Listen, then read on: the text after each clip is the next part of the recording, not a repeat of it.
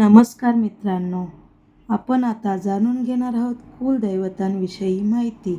म्हणजेच खंडोबा, दैत्यदेवी, ग्रामदेवता, रक्षक, पूर्वज ही आहे आपल्या कुलदैवतांची नावे. कुलदैवत म्हणजे काय? कुलदैवत कसे ओळखावे हे आता आपण जाणून घेणार आहोत. कुलदैवत किंवा कुलदेवी म्हणजे काय? आपले कुलदैवत कुठे आहे? त्यांचे महत्त्व काय? कुलदेवतासंबंधी आपले काय कर्तव्य आहे?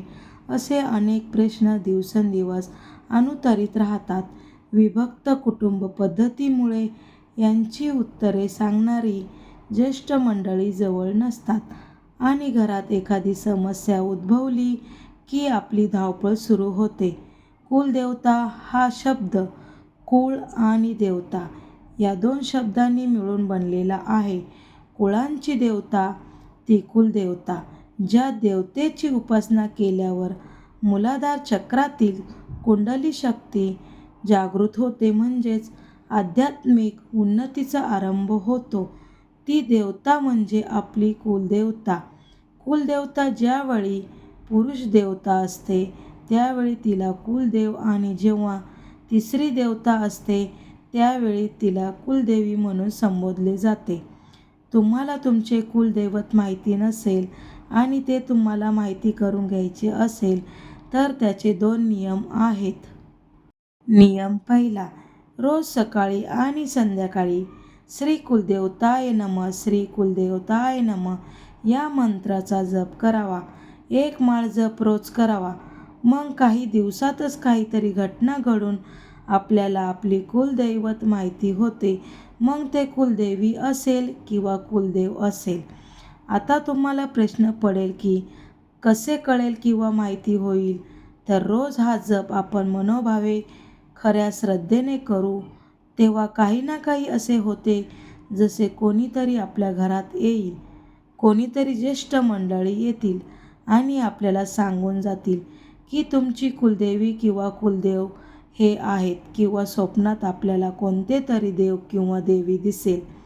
अशा रीतीने आपल्याला हा साक्षात्कार होतो. हा भरपूर लोकांना अनुभव आहे.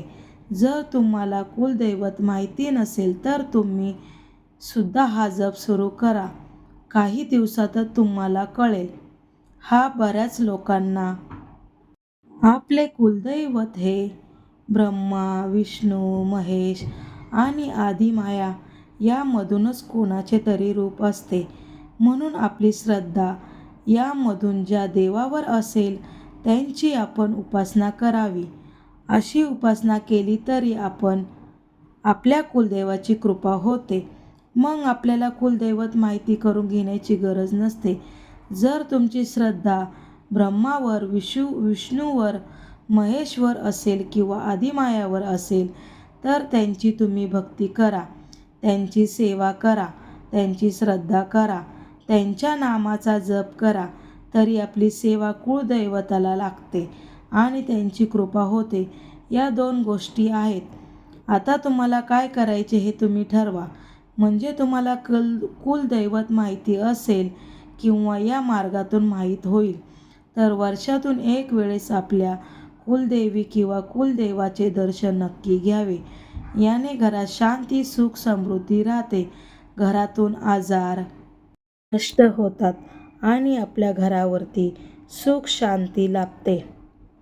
घरावर कोणते येणारे संकट दूर निघून जाते आणि कुणाची घरावरती येणारी वाईट नजर सुद्धा घरावरती येत नाही.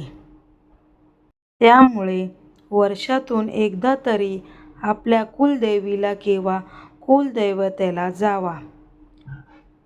श्री स्वामी समर्थ. व्हिडिओ आवडल्यास व्हिडिओला लाईक, शेअर आणि कमेंट, सबस्क्राईब करायला विसरू नका. धन्यवाद.